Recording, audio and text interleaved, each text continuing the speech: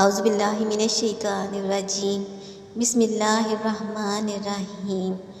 محترم سامعین، آج میں آپ کو اہم مسئلے کے بارے میں بتانے والی ہوں کہ سجدے میں آنکھیں بند کرنا کیسا ہوتا ہے، آنکھیں بند کرنے والوں کے ساتھ کیا ہوتا ہے، وہ لوگ جو سجدے میں آنکھیں بند کرتے ہیں ان کے ساتھ کیا ہوتا ہے۔ ویڈیو دیکھنے سے پہلے آپ سے گزارش ہے کہ میرے چینل کو لازمی سبسکرائب کر دیں اور ساتھ میں دیے گئے بیل آئیکن کو پریس کر دیں تاکہ میری آئندہ آنے والی ویڈیوز کا نوٹیفیکیشن آپ کو ملتا رہے۔ آج کی ویڈیو میں آپ کو یہ بتاؤں گی کہ کیا نماز میں آنکھیں بند کرنا درست ہے یا نہیں، اور اگر درست ہے تو کن حالات میں آنکھیں بند کرنے کی اجازت دی گئی ہے، اور جو لوگ نماز کے دوران سجدے میں آنکھیں بند کر لیتے ہیں ان کے ساتھ کیا ہوتا ہے، کیا ان کو ایسا کرنا چاہیے۔ علماء کرام نے اس حوالے سے کئی دلائل پیش کیے ہیں۔ ان سب کا جواب جاننے کے لیے آپ سے درخواست کرتی ہوں کہ میری ویڈیو کو آخر تک دیکھیے گا۔ نماز دین اسلام کا دوسرا ستون ہے۔ قرآن پاک میں جگہ جگہ ایمان کے بعد سب سے زیادہ ذکر نماز کا آیا ہے، یہاں تک کہ قرآن پاک میں تقریباً 100 مرتبہ نماز کا ذکر آیا ہے۔ نماز بندے کو خالق حقیقی کے اتنا قریب کر دیتی ہے کہ اتنا قریب وہ اپنے رب کے سامنے کبھی بھی نہیں ہوا۔ نماز قائم کرنے کی بدولت مسلمان اللہ کی یاد، اس کا قرب اور اس کے ساتھ ہم کلامی جیسی نعمتوں سے فیض یاب ہوتے ہیں، اور خاص طور پر جب انسان سجدے کی حالت میں ہوتا ہے تو اپنا ماتھا، اپنی پیشانی جو کہ انسان کے جسم کا سب سے معتبر حصہ ہے، اللہ کے حضور زمین پر رکھ دیتا ہے، اس لیے کہ وہ ظاہر کرتا ہے کہ میری یہ معتبر پیشانی اللہ کے حکم کے آگے زیر ہے۔ یہ میرے رب کا حکم تھا کہ پیشانی کو سجدے میں زمین پر لگاؤ۔ پھر انسان کہتا ہے کہ اللہ، میں نے تیرے حکم کی تعمیل کی، میں اترایا نہیں، اور میں نے اپنی پیشانی کو تیری خاطر زمین پر لگایا۔ یہی وجہ ہے کہ سجدے میں انسان اللہ کا قرب حاصل کرتا ہے۔ سجدہ کرنے والا انسان اللہ کو بہت پسند ہے، وہ اللہ کا مقرب بن جاتا ہے۔ کیا دین کی روح اور بندگی کی معراج ان چیزوں کے سوا اور بھی کسی میں ہو سکتی ہے؟ نہیں۔ ایمان کو تر و تازگی بخشنے کے لیے انسان اللہ کے سامنے سربسجود ہوتا ہے، اور جو اللہ کے سامنے سربسجود ہوتے ہیں اللہ تعالیٰ بھی ان کے سامنے دنیا کی نعمتیں تمام کر دیتا ہے۔ لیکن وہ دل جو اللہ کی یاد سے غافل ہو، اس کا ایمان بھی مرجھا جاتا ہے۔ نیک اور صالح لوگ وہی ہو سکتے ہیں جن کے اندر ایمان کی تازگی موجود ہو، اور جن کا ایمان تازہ ہو، جس کے دل میں اللہ تعالیٰ کی یاد ہر وقت ہو۔ نماز مسلمان اور کافروں میں فرق کرنے والی ہے۔ جو نماز پڑھتا ہے وہ مسلمان ہے، اور جو نہیں پڑھتا وہ کافر ہے۔ سیدہ فاطمہ الزہرا نے کبھی بھی نماز قضا نہیں فرمائی۔ یہ ہمارے زمانے کی عورتیں کہتی ہیں کہ گھر میں کام زیادہ ہے، تھکاوٹ ہو جاتی ہے، نماز کا ٹائم نہیں ملتا، تلاوت کا ٹائم نہیں ملتا۔ ایک مرتبہ رسول اکرم صلی اللہ علیہ وآلہ وسلم اپنی بیٹی سیدہ فاطمہ الزہرا کے گھر تشریف لائے۔ سیدہ فاطمہ نماز پڑھ رہی تھی، کھڑے ہونے لگی نماز کے لیے تو دھڑام سے نیچے گر پڑی، پھر کھڑی ہونے لگی، پھر گر پڑی، پھر کھڑی ہوئی، پھر گر پڑی۔ 5 مرتبہ ایسا ہی ہوا۔ نماز کے بعد رسول اکرم صلی اللہ علیہ وآلہ وسلم نے اپنی جگر گوشہ سے پوچھا، بیٹی کیا بات ہے؟ عرض کیا، یا رسول اللہ صلی اللہ علیہ وآلہ وسلم، آپ کی بیٹی کا 5 دن سے فاقہ ہے۔ سیدہ فاطمہ جو جنت کی ساری عورتوں کی سردار ہیں، ان کا یہ حال ہے۔ اپنی بیٹیوں بہنوں کو سیدہ فاطمہ الزہرا، حضرت زینب رضی اللہ تعالیٰ کے قصے سنایا کرو تاکہ ان کے اندر بھی نماز پڑھنے کا شوق پیدا ہو۔ جتنی زیادہ اذان سنتے ہو اور مسجد میں نہیں جاتے اتنا ہی ڈبل گناہ ہے۔ صبح کے وقت ہر چیز اٹھتی ہے، چرندے پرندے تمام مخلوقات اللہ کا نام لیتی ہیں، اور مسلمان اگر سوئے پڑے رہیں تو کس طرح کی سمجھداری ہے۔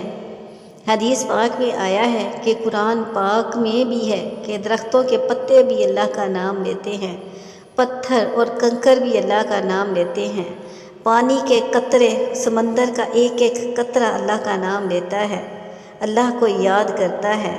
اور انسان اگر اللہ کی یاد سے غافل ہو تو یہ بہت حماقت کی بات ہے۔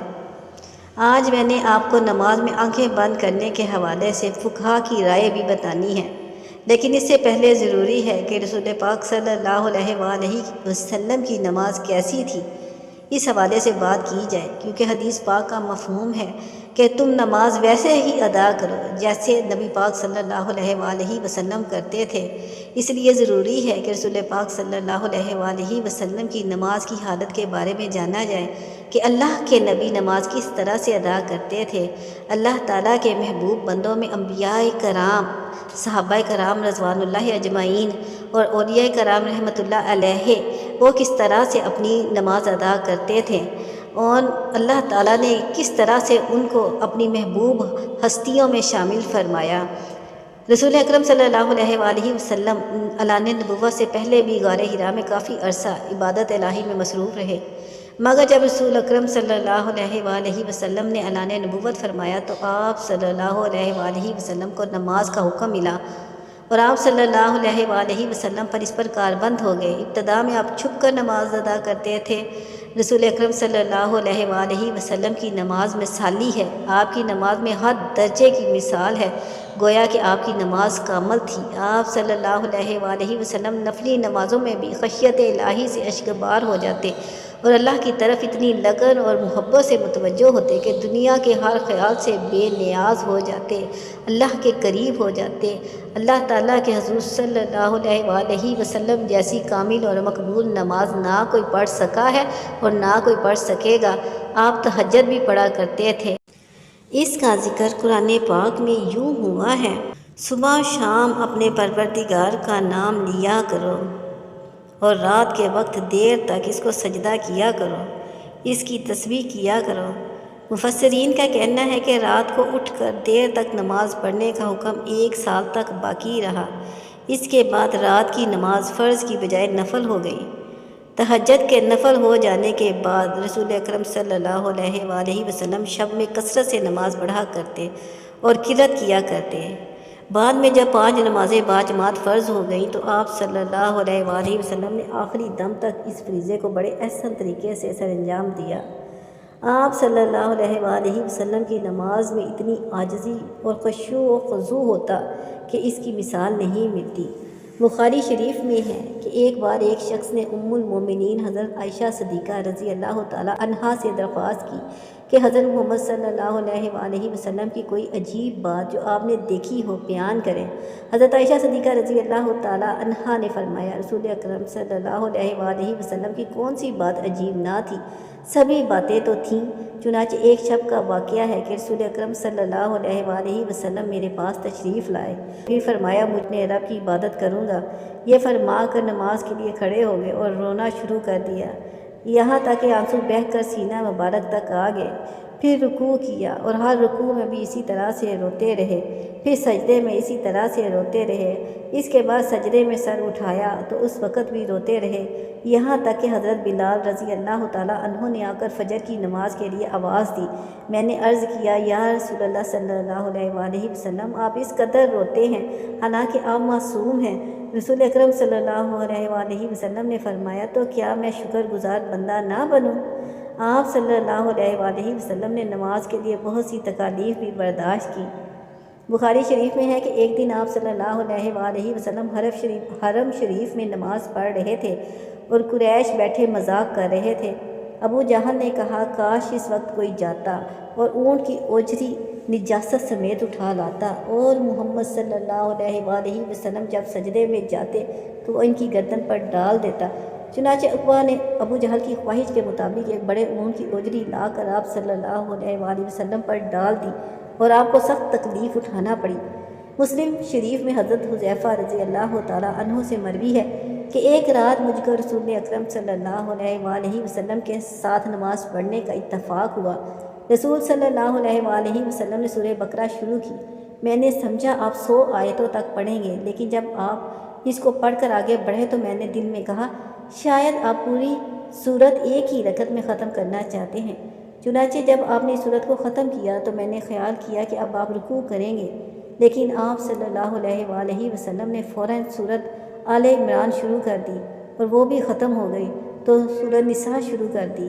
رسول اکرم صلی اللہ علیہ وآلہ وسلم بہت ٹھہر کر نہایت سکون اور اطمینان سے قرأت فرما رہے تھے اور ہر آیت کے مضمون کے مطابق درمیان میں تسبیح اور دعا کرتے جاتے۔ اس کے بعد رسول اکرم صلی اللہ علیہ وآلہ وسلم نے رکوع کیا، رکوع میں بھی قیام کے برابر تک توقف فرمایا، پھر کھڑے ہوئے اور اتنی ہی دیر کھڑے رہے، پھر سجدہ کیا اور سجدے میں بھی اسی قدر دیر فرمائی۔ حضرت عوف رضی اللہ تعالیٰ عنہ کہتے ہیں کہ ایک رات میں رسول اکرم صلی اللہ علیہ وآلہ وسلم کے ساتھ تھا۔ رسول اکرم صلی اللہ علیہ وآلہ وسلم نے مسواک کیا، وضو فرمایا اور نماز کے لیے کھڑے ہو گئے۔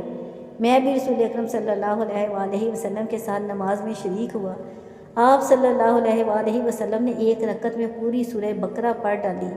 جہاں رحمت کی آیت آتی ٹھہر جاتے اور دیر تک رحمت کی دعا مانگتے رہتے۔ سورت کے آخر پر رکوع کیا اور اتنی دیر تک رکوع میں رہے جتنی دیر سورت بقرہ کی قرأت میں لگی تھی۔ رکوع کے بعد اتنا ہی طویل سجدہ کیا۔ دوسری رکعت میں سورہ آل عمران پڑھی۔ اسی طرح ہر رکعت میں پوری ایک سورت پڑھتے رہے۔ تو معزز سامعین، رسول اکرم صلی اللہ علیہ وآلہ وسلم اس طرح سے نماز پڑھا کرتے تھے۔ کیا ہم نے کبھی غور کیا ہے کہ ہم نبی پاک صلی اللہ علیہ وآلہ وسلم کی پیروی کر رہے ہیں؟ نماز پڑھنے میں ہم بھی خشوع و خضوع سے اسی طرح سے نماز پڑھتے ہیں جس طرح سے آپ صلی اللہ علیہ وآلہ وسلم پڑھا کرتے تھے۔ ہم امتی ہیں، نبی پاک صلی اللہ علیہ وآلہ وسلم کے امتی ہیں، ہمیں ان کی سنت کو فالو کرنا چاہیے۔ اب ہم اس بات کی طرف آتے ہیں کہ کیا نماز پڑھنے کے دوران آنکھیں بند کرنا جائز ہے یا نہیں۔ اس حوالے سے فقہا نے فرمایا ہے، اہل علم متفقہ طور پر نماز میں بلا ضرورت آنکھیں بند کرنے کو مکروہ کہتے ہیں۔ چنانچہ الروز کے مؤلف نے صراحت کے ساتھ یہ لکھا ہے عمل ہے۔ اس طرح تحفۃ الملوک کے مؤلف نے بھی اس کے مکروہ ہونے کی صراحت کی ہے، لیکن انہوں نے کسی قسم کی ضرورت ہونے یا نہ ہونے کا ذکر نہیں کیا۔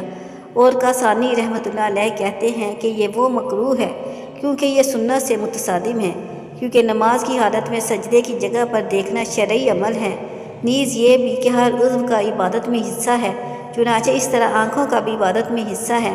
مراقی الفلاح کے مؤلف نے نماز کے دوران آنکھیں بند کرنے کو مکروہ کہا ہے، تاہم کہیں مصلحت کا تقاضا ہو تو جائز ہے، بلکہ انہوں نے یہ بھی کہا ہے کہ بسا اوقات آنکھیں بند کرنا آنکھیں کھلی رکھنے سے بہتر ہوگا۔ امام عاص بن عبد السلام رحمۃ اللہ علیہ نے اپنے فتاویٰ میں ضرورت کے وقت آنکھیں بند کرنے کی اجازت دی ہے۔ اگر اسے نماز میں خشوع زیادہ پیدا ہونے کا امکان ہو تو آنکھیں بند کی جا سکتی ہیں، جبکہ ابن قیم رحمۃ اللہ علیہ نے زائد المیعاد میں صراحت کے ساتھ لکھا ہے کہ اگر آنکھیں کھول کر رکھنا ضروری ہے اور آنکھیں بند کر کے رکھنے سے زیادہ خشوع پیدا ہوگا، مثلا کوئی ایسے نقش و نگار یا کوئی اور چیز موجود ہے جس سے خشوع میں خلل پیدا ہوتا ہے، تو پھر قطعی طور پر مکروہ نہیں ہے، بلکہ ایسی صورت میں آنکھیں بند کرنے کو مستحب کہنا مقاصد شرعی سے مکروہ کہنے کی نسبت قریب تر ہے، واللہ اعلم۔ تو ناظرین، فقہا کے فرمان کے مطابق ہم نے دیکھا کہ نماز کے دوران آنکھیں بند کی جا سکتی ہیں یا نہیں۔ بہرحال بہتر تو یہ ہے کہ آنکھیں کھول کر نماز پڑھی جائے، کیونکہ نماز پڑھنے کے دوران سجدے کی جگہ پر دیکھنا ضروری ہے۔ آخر میں اللہ تعالیٰ سے دعا ہے کہ اللہ تعالیٰ ہمیں دین کی صحیح سمجھ اور بوجھ عطا فرمائے، ہماری نمازوں میں خشوع اور خضوع پیدا فرمائے، اور جس طرح نبی پاک صلی اللہ علیہ وآلہ وسلم نے زندگی گزاری ہے انہی کے نقش قدم پر چلنے کی توفیق عطا فرمائے۔ ہمیں نبی پاک صلی اللہ علیہ وآلہ وسلم کی سنتوں پر عمل پیرا ہونے کی توفیق عطا فرمائے۔ ہمارا جینا، ہمارا مرنا نبی پاک صلی اللہ علیہ وآلہ وسلم کی اتباع میں گزرے، ہم نبی پاک صلی اللہ علیہ وآلہ وسلم کے سچے امتی بن جائیں، ہمیں سیدہ فاطمہ الزہرا کی نقش قدم پر چلنے کی توفیق عطا فرمائے۔ یا اللہ پاک ہمارا خاتمہ بھی ایمان پر فرمانا۔ آخر میں آپ سے درخواست ہے کہ اگر میری ویڈیو پسند آئے تو میرے چینل کو لازمی سبسکرائب کر دیں۔ جزاک اللہ خیرہ۔